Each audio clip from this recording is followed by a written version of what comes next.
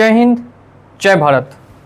एक बार फिर से स्वागत करता हूं मैं आप सभी लोगों का आपके अपने चैनल लोन हेल्प इंडिया में। और अगर आपका 500 रुपये का लोन है, 5000 रुपये का लोन है या फिर 50 लाख रुपए का लोन है, आपको ये वीडियो लास्ट तक ज़रूर देखना चाहिए, क्योंकि आज के इस वीडियो में हम बात करेंगे आरबीआई की गाइडलाइंस 2025 के अंदर में क्या क्या है। क्योंकि हर साल कुछ ना कुछ इसमें अपडेट होता है। 2022 में कुछ अपडेट्स हुए, 2023 में, 2024 में, अब 2025। तो सभी अपडेट्स को लेकर मैंने टोटल एक वीडियो बना दी है, जिसमें आपको सभी गाइडलाइंस के बारे में पता चलेगा। बात करेंगे हम लोग लोन रिकवरी के बारे में कि अगर लोन रिकवरी के लिए कंपनी आती है तो उनको किन किन गाइडलाइंस को फॉलो करना होता है। एक बार फिर से स्वागत करता हूं मैं आप सभी लोगों का। अगर आपने चैनल को सब्सक्राइब नहीं किया है तो चैनल को सब्सक्राइब करके बेल आइकन को प्रेस कर दीजिए। स्टार्ट करते हैं हम लोग कॉल से, ठीक है, कि कॉल्स के लिए क्या नियम है। सबसे पहले हम लोग बात करेंगे कॉलिंग को लेकर। तो देखिए, कस्टमर को अगर कॉल करना है तो कस्टमर के कॉल का टाइम दोस्तों एक फ़िक्स किया जाता है कि आप कस्टमर को 7 बजे से लेकर 7 बजे तक कॉल कर सकते हैं, ठीक है। ये रहेगी पहली, ठीक है, 7 से 7। अब दूसरी चीज़ ये है कि जब भी कॉल करते हैं तो सबसे पहले आपको अपनी आइडेंटिटी रिवील करनी होगी। अगर बैंक ने किसी थर्ड पार्टी को दिया है लोन रिकवरी करने के लिए या फिर बैंक के ही एजेंट से रिकवरी कर रहे हैं तो आपका पूरा अधिकार है। ये देखिए, ट्रांसपेरेंसी होनी चाहिए। हमेशा लोन रिकवरी में क्या होनी चाहिए? ट्रांसपेरेंसी, यानी कि पारदर्शिता। अगर कोई भी आपको कॉल करता है तो आपको उस पूरा अधिकार है कि आप उससे उसका नाम पूछें। सबसे पहले तो आपको नाम पूछना है। उसके बाद अगर वो उस बैंक से है तो फिर उसकी एम्प्लॉय आईडी आप पूछ ये सकते हैं कि एम्प्लॉय आईडी क्या है, अगर वो बैंक से है तो। लेकिन ज़्यादातर केस में क्या होता है कि थर्ड पार्टी वालों को इन्होंने केस दे दिया होता है कि थर्ड पार्टी हैंडल करते हैं, वो उनके बिहाफ में बात करते हैं। अगर वो थर्ड पार्टी से बात कर रहे हैं तो कौन सी एजेंसी है, एजेंसी का नाम, एजेंसी का पूरा नाम बताइए उनको कि वो किस एजेंसी से बात कर रहे हैं और वो एजेंसी कहाँ पे लोकेटेड है। ये जानने का अधिकार आरबीआई ने हर एक कस्टमर को दिया है। और बैंक को लोन रिकवरी में ट्रांसपेरेंसी बनाए रखने के लिए पूरा डिटेल्स सामने वाले को देना होगा, ताकि किसी तरीके से कस्टमर को ये ना लगे कि उसके साथ गलत हो रहा है। ये हो गई पहली चीज़। कॉल हमेशा रिकॉर्ड पे आप रख सकते हैं, इसमें कोई दो राय नहीं, क्योंकि सामने से भी जो कॉल आती है वो भी रिकॉर्डेड रहती है, तो आप भी कॉल को रिकॉर्डिंग पे रख सकते हैं। ये हमने कर लिया सबसे पहले बात कि कस्टमर अगर कॉल पे बात करता है तो सारी जानकारी ले सकता है। अब अगर हम लोग बात करते हैं नेक्स्ट कि कितने कॉल्स डेली आ सकते हैं, तो देखिए दोस्तों, हर घंटे में एक कॉल आना चाहिए। किसी भी कंपनी का हर घंटे में मात्र एक कॉल आना चाहिए। लेकिन कंपनी वाले क्या करते हैं, आपके ऊपर कॉल बॉम्बर लगा देंगे, टेलीकॉलर लगातार कॉल करते रहेंगे, जो कि फर्जी है। दूसरी बात, पर्सनल डेटा शेयरिंग, जो कि सबसे बड़ी प्रॉब्लम है, पर्सनल डेटा शेयरिंग। बहुत सारी कंपनियां क्या करती है कि आपके डेटे को, जो आपका डाटा है उसको महफूज नहीं रखे, थर्ड पार्टी को तो डाटा देती ही देती है, प्लस आपके कांटेक्ट या रेफरेंस का भी डाटा दे देती है। यानी जो आपने कांटेक्ट में नंबर नहीं भी दिए हैं तो भी वो निकाल के दे देंगे, और रेफरेंस के नंबर हैं उसको भी दे देंगे थर्ड पार्टी को। यानी कि आपका डाटा हर जगह शेयर करेंगे ताकि आपको परेशान किया जा सके। तो इस पर भी आरबीआई ने सख्त रोक लगाई है। ये डेटा चोरी कोई भी लोन कंपनी नहीं कर सकती। लोन कंपनी को पूरा ध्यान रखना होगा कि किसी भी व्यक्ति का एक भी डाटा मिसयूज़ ना हो सके या एक भी डाटा लीक ना हो सके। ये बहुत बड़ी प्रॉब्लम क्रिएट कर सकता है। लेकिन लोन सभी कंपनियां इसका पूरा ख्याल नहीं रखती हैं। बहुत सारी कंपनियों में देखने के लिए मिलता है कि वो कांटेक्ट और रेफरेंस पे कॉल करवाती है, वो भी थर्ड पार्टी के ज़रिए। तो इस तरीके से डाटा लीक के भी काफ़ी ज़्यादा केसेस देखने के लिए मिलते हैं, जो कि आरबीआई की गाइडलाइंस में बिल्कुल भी नहीं आता। पूरी तरीके से बैंक की जिम्मेदारी है, बैंक इसके लिए जिम्मेदार होगा कि उसने आखिर आपके डेटा को शेयर कैसे होने दिया, ठीक है।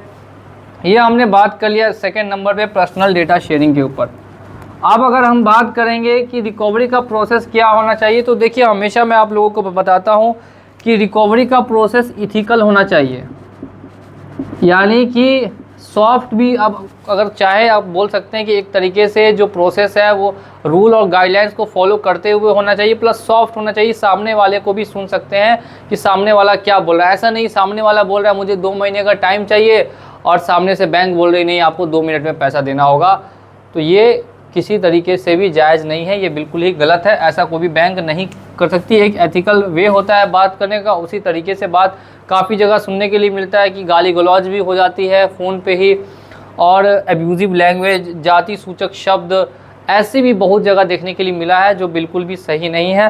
तो हमेशा जब भी आप कॉल पे बात करें तो कॉल को रिकॉर्डिंग पे ज़रूर रखें। नेक्स्ट हम लोग बढ़ते हैं पेनल्टी के ऊपर। पेनल्टी एंड चार्जेस को लेकर काफ़ी लोगों के मन में डाउटफुल रहता है जो फ्यूचर में लोन को पेमेंट करना चाहते हैं। तो आरबीआई ने इस पे भी सख्त रोक 2024 में लगा दी थी कि कोई भी कंपनी मनमाना पेनल्टी वसूल नहीं कर पाएगी। जितना लोन का इंटरेस्ट रेट है उसका डबल कर सकती है, इससे ज़्यादा नहीं कर सकती। अगर आप 40% इंटरेस्ट रेट ले रहे तो साल में उसको 80% करके बना दीजिए। लेकिन आप पेनल्टी के नाम पे, जैसे एम पॉकेट नाम की कंपनी है, बहुत सारी कंपनी है, रूपी रीडी है, पे रूपिक है, बहुत सारे बैंक है, पेनल्टी के नाम पे क्या करते हैं, 2000 रुपये के लोन को 4000 कर देते हैं और 4000 के लोन को 8000 कर देते हैं। इस तरीके से अमाउंट बढ़ाते हैं। इस पर भी आरबीआई ने 2024 में ही रोक लगा दी थी कि कोई भी कंपनी पेनल्टी वसूल के अपनी कमाई का जरिया नहीं बना सकती। ऑलरेडी आदमी कर्ज में दबा हुआ है, इसी वजह से लोन नहीं दे पा रहा, और अब आप उसके ऊपर पेनल्टी बढ़ा के उसके कर्ज को भी बढ़ा रहे हैं और उसको ज़्यादा से ज़्यादा आप दबा भी रहे हैं। तो इस पे भी साफ रोक लगा रखी गई है। ठीक है, ये हो गए, हम लोगों ने बात कर ली पेनल्टी के बारे में। अब एक और यहाँ पे सबसे मेन टॉपिक आता है रिकवरी एजेंट को लेकर, कि रिकवरी एजेंट के पास आने का अधिकार है कि नहीं है। काफ़ी समय से ये क्वेश्चन होता है कि देखिए, तो रिकवरी एजेंट का काम क्या है। रिकवरी एजेंट का काम है रिमाइंडर देने का, बस आके आपको बता देना कि भाई आपका लोन ड्यू है, एक तरीके से मैसेज पहुंचाने का। लेकिन रिकवरी एजेंट अपने आप को सोचते नहीं हम पैसा रिकवर कर लेंगे, वो भी अनएथिकल वेज, अनएथिकल टूल्स को यूज़ करके, बदनामी करा के या फिर डरा के या फिर धमका के, इस तरीके से हम पैसा वसूल कर लेंगे। उनको ऐसा लगता है, ऐसा वो सोचते हैं, जो बिल्कुल ही गलत है। तो अगर कोई भी रिकवरी के लिए आपके घर पे आता है तो उनके पास क्या क्या होना इम्पोर्टेंट है, तो 3 चीज़ें हैं। एक सेकंड दीजिएगा। 3 चीज़ें हैं जो उनके पास होनी चाहिए। सबसे पहले है आईडी कार्ड होना चाहिए।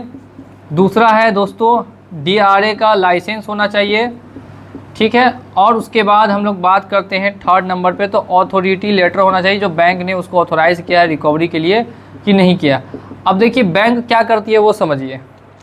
बैंक मान लेते हैं कि ये एक पेपर दे देती है, उसी पेपर पे 50 लोगों का नाम लिखा होता है और नंबर लिखा होता है, और साइड में अमाउंट लिखा होता है कि कितना कितना ड्यू है। और वही पेपर लेके वो सोचते हैं कि वही उनका अथॉरिटी लेटर है, तो वो किसी तरीके का अथॉरिटी लेटर नहीं होता है। वो बस आपका डाटा है जो कि प्रोवाइड किया गया है रिकवरी वालों को। इस पर किसी तरीके से आप इसको अथॉरिटी लेटर नहीं बोल सकते हैं। अगर वो ऐसा आपको कोई कंपनी बोलता है देखिए मेरे पास आपका डाटा है, तो बोलिए आपका डाटा, मेरा डाटा बैंक ने बिना परमिशन के आपको कैसे दिया? मैंने तो बोला नहीं शेयर करने के लिए, वो भी ऐसे व्यक्ति को दे दिया जिसके पास ना डीआरए लाइसेंस है, ना आईडी कार्ड है, ना अथॉरिटी लेटर है। तो मैं तो बैंक के ऊपर ही कंप्लेन करूँगा। तो इस तरीके से आप बैंक को उल्टा कंप्लेन पे ला सकते हैं। ठीक है, ये तीनों चीज़ होना इंपॉर्टेंट है। बिना इसके तो आपको उनसे बात भी नहीं करनी है और आगे का प्रोसेस भी नहीं करना है। ठीक है, अब नेक्स्ट बात करते हैं सिविल को लेकर। सिविल में हर 15 दिन में अपडेट करना है, 15 डेज़ में अपडेट होना चाहिए सिविल। ये भी नया गाइडलाइंस है। अगर कोई भी पेमेंट आती है या कोई पेमेंट नहीं होती है तो उसको आप 15 दिनों के अंदर में अपडेट करेंगे, या कोई लोन अगर आपका आता है तो 15 दिनों के अंदर में अपडेट करेंगे। और लास्ट में आपको एक और ये बता देता हूँ कि टर्म्स एंड कंडीशंस, बहुत सारी कंपनियां क्या करती हैं कि स्टार्टिंग्स में टर्म्स एंड कंडीशंस कुछ बताती है और लास्ट में कुछ कर देती है। तो देखिए आरबीआई ने इस पर सख्त रोक लगा रखी है। अगर आपने 2019 में कंपनी से लोन लिया है और 2020 में मान लेते हैं कंपनी की पॉलिसी चेंज हो जाती है, तो अगर पॉलिसी चेंज हो भी गई लेकिन जिस एग्रीमेंट पे टर्म्स एंड कंडीशन पे आपने साइन किया था वही टर्म्स एंड कंडीशंस आपके लिए लागू होंगी, ना कि जो 2020 में जो पॉलिसी चेंज हुई है वो भी हो जाएंगी। ऐसा कुछ भी नहीं होगा। अगर कंपनी के इंटरनल पॉलिसी चेंज होती है तो इसमें आपके ऊपर किसी तरीके का इफेक्ट नहीं आएगा। इसी के साथ यहाँ पे ऐसी कुछ गाइडलाइंस थी जो मैंने आपको आज के इस वीडियो में बता दी है, और नेक्स्ट वीडियो में एक बार फिर से ज़रूर लेकर आऊँगा। तो तब तक के लिए बने रहिए हमारे साथ, मिलते हैं अगली वीडियो में बहुत ही जल्द। जय हिंद, जय भारत।